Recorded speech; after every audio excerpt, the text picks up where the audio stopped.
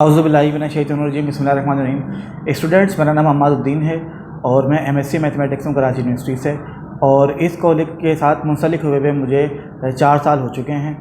आज की जो वीडियो का मकसद है वो आपको गाइड करना है रिड्यूस सिलेबस के हवाले से, पेपर मैनेजमेंट के हवाले से, क्योंकि आपको जो पेपर अटेम्प्ट करना है वो 2 घंटे में करना है। पहले पेपर जो होता था मैथ का वो 3 घंटे का होता था और इस मरतबा जो है वो 2 आवर्स का होगा और एमसीक्यूज़ के लिए आपको आधा घंटा दिया जाएगा।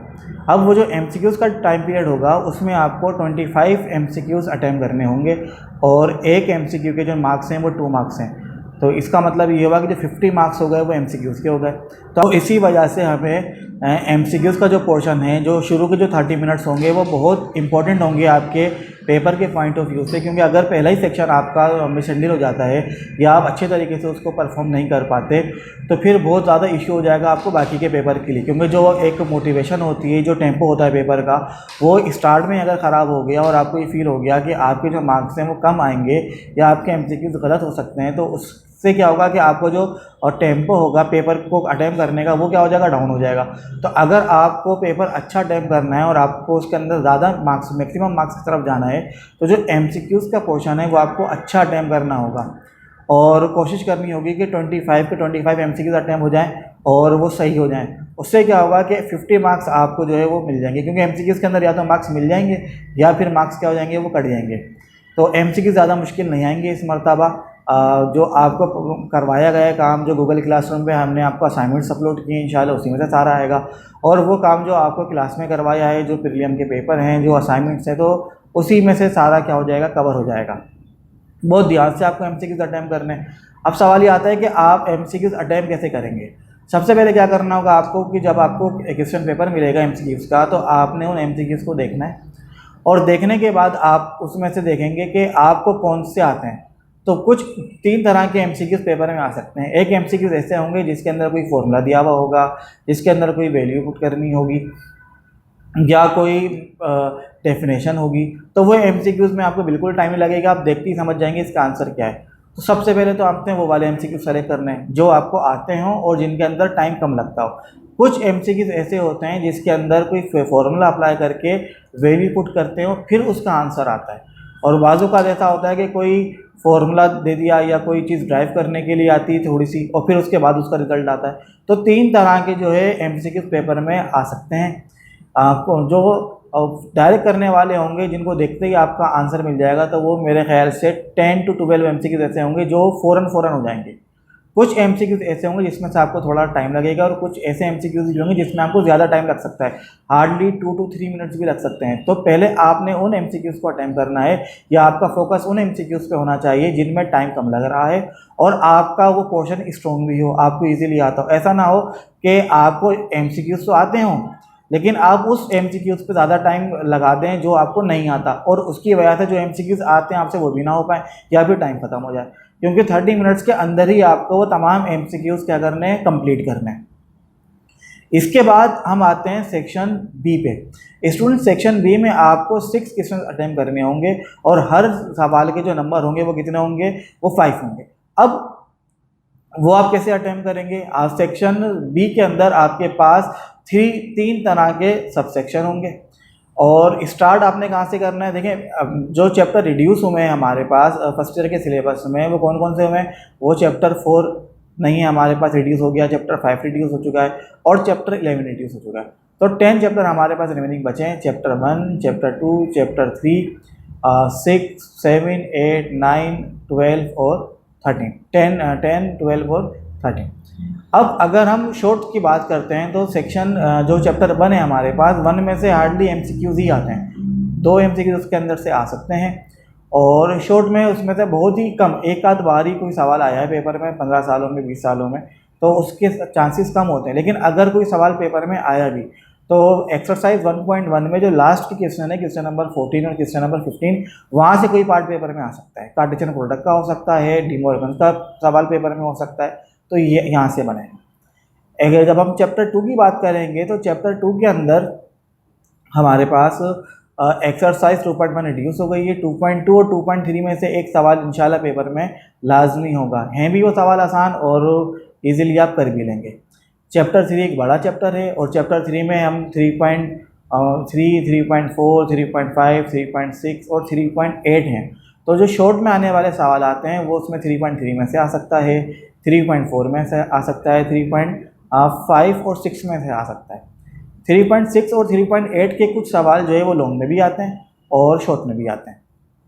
इसी तरह जब हम चैप्टर 6 में आएंगे तो चैप्टर 6 के अंदर से भी लॉन्ग के सवाल भी बनते हैं और शॉर्ट के भी बनते हैं।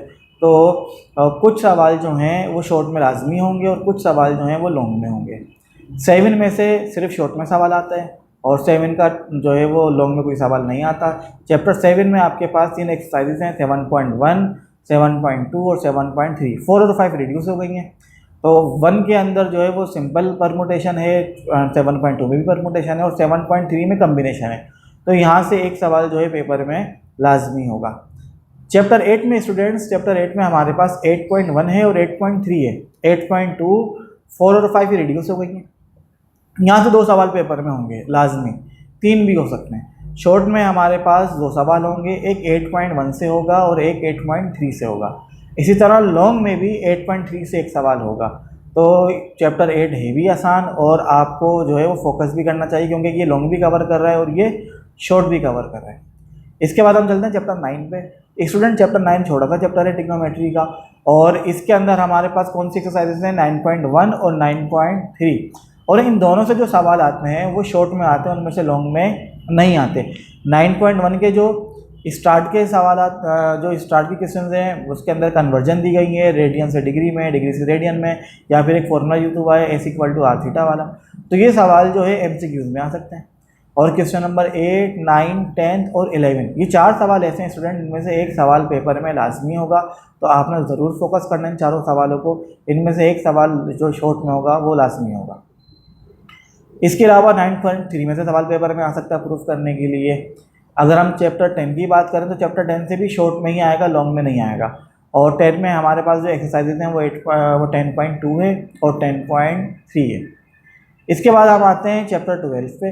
तो चैप्टर 12 में हमारे पास जो एक्सरसाइजेज हैं वो 12.2 है, 12.3 और 12.4 है। और इसी तरह चैप्टर 13 में हमारे पास है 13.2। 13.2 का सवाल स्टूडेंट शॉर्ट में भी आ चुका है और लॉन्ग में भी आ चुका है। तो ये देखना होगा कि कहाँ पे आया है सवाल। अच्छा, एक और चीज़ कि जो 13.2 के जो सवाल आते हैं उन पे सॉल्व लिखा हुआ होता है। बाज़ बार बच्चे समझते हैं कि क्वेश्चन दी हुई है तो ये प्रूफ करनी होगी, जबकि प्रूफ नहीं करना होता। हमें क्या करना होता है, उस इक्वेशन को सॉल्व करना होता है, उसका जनरल सॉल्यूशन निकालते हैं और उसके कोऑर्डिनेट के एंगल्स निकालते हैं। तो ये काम करना होगा। जब आप पेपर अटेम्प्ट करेंगे तो फिर मैं आपको एक बार बता रहा हूँ कि आपने MCQs के पोर्शन पे बहुत फोकस करना है। उसके बाद जब आप सेक्शन बी को अटेम्प्ट करेंगे तो सेक्शन बी में जो हमें टाइम मैनेजमेंट रखनी है उसमें एक सवाल में हार्डली 6 to 7 जो मिनट्स जो हैं उसमें वो सवाल हमें कंप्लीट करना है। तो इस तरह हम 40 से 45 मिनट में सेक्शन बी को कंप्लीट कर सकेंगे। सेक्शन सी में आपको टाइम लग सकता है। सेक्शन सी में 2 सवाल आपको अटेम्प्ट करने होंगे 3 में से, तो और एक सवाल के 2 पार्ट भी होंगे। तो वहाँ पे आपको 10 मिनट से 15 मिनट एक सवाल में लग सकते हैं और इस तरह आधा घंटा आपका या 40 मिनट भी हो सकता है, कोई सवाल बढ़ा जाए तो 40 मिनट भी आपके जो है वो चले जाएंगे किसमें, सेक्शन सी में।